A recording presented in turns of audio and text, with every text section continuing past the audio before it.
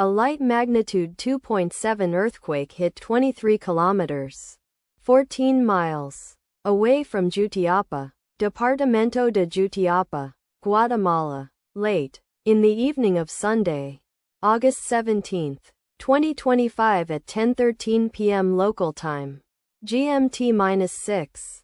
The quake had a very shallow depth of 7 kilometers, 4.3 miles, and was not felt, or at least not reported so. First to report, INETER after 8 minutes.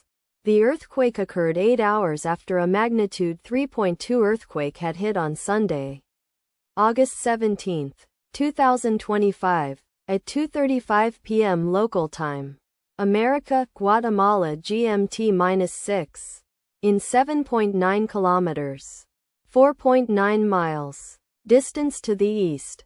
Data source from Volcano Discovery. Did you feel it? Let us pray. May the earthquake that occurred not affect our brothers and sisters there. May the earthquake not happen again. And may God protect everyone. Amen.